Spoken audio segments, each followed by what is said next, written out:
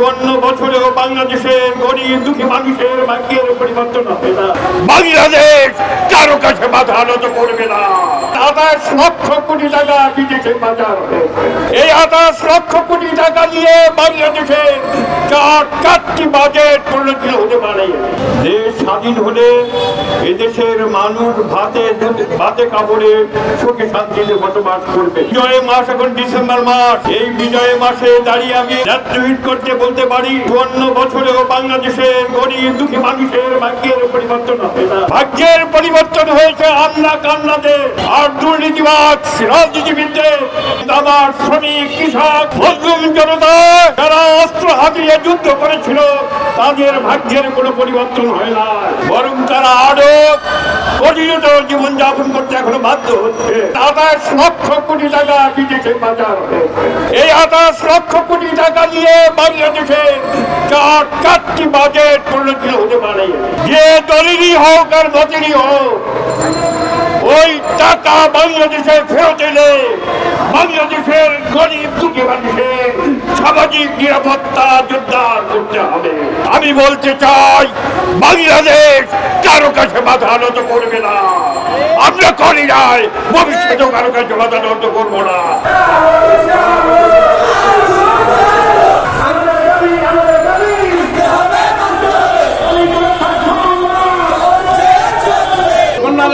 বছরে দেশ থেকে যে 28 লক্ষ কোটি টাকা পাচার হয়েছে, এই টাকা কিন্তু ওই পাচারকারীরা উৎপাদন করে নাই। এই টাকার মালিক এদেশের জনগণ।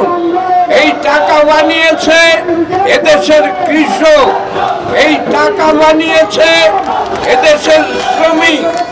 আর শ্রমিক, কৃষক এবং মানুষের যে সম্পদ, সেই 28 লক্ষ কোটি টাকা বিদেশে পাচার করেছে মন্ত্রী, এমপি, আমলা আর ব্যবসায়ীরা। আমরা তাই এই বর্তমান সরকারের কাছে দাবি জানাতে চাই, অবিলম্বে এই 28 লক্ষ কোটি টাকা পাচারকৃত টাকা দেশে ফেরত আনতে হবে।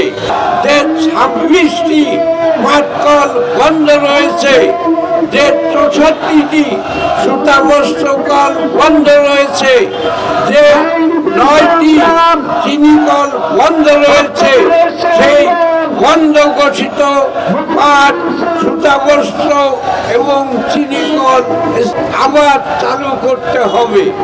আমাদের দাবি এই টাকা দিয়ে প্রত্যেকটি উপজেলায় কমপক্ষে একটি করে কৃষি নির্ভর শিল্প স্থাপন করতে হবে, যার মধ্য দিয়ে বাংলাদেশ বেকারত্বের অভিশাপ থেকে মুক্তি পাবে, দেশ এগিয়ে যাবে। আদমজি সহ 27টি যুক্তি ছিল এগুলি নাকি অলাভজনক, কিন্তু আমরা দেখছি ভারতে সুন্দরভাবে পাটকল চলছে, সেগুলি লাভজনক। এই পাটকলগুলো অলাভজনক হওয়ার কারণ, যেটা বিজিএমসি সরকারের কর্মকর্তারা চালিয়েছেন, পাটের মৌসুমে তারা পাট কেনেন নাই। তারা পাট কিনেছেন আড়তদারদের কাছ থেকে। পরবর্তী 3 মাস পরে পাটের যে দাম, তার চাইতে 3 গুণ টাকা বেশি দিয়ে তারা পাট কিনেছেন। আড়তদার ফরিয়াদের কাছ থেকে 3 গুণ বেশি দামে খারাপ পাট কিনে বাংলাদেশের পাট শিল্পকে তারা ধ্বংস করে দিয়েছে। আমাদের চিনি কল বন্ধ হয়েছে, যুক্তি একটাই, সেটি হলো সেই চিনি কল নাকি অলাভজনক। যখন আখ কাটা হয় তখন সেটা স্থানীয় চিনি কলে না নিয়ে দেখা যায় যে তারা আড়তে 1 মাস রাখে, আর সেই যে জায়গায় চিনি কল এবং যে জায়গার চিনি সেখানে ওইটা ওই কলে না দিয়ে সেখান থেকে আর এক জেলায় পাঠান।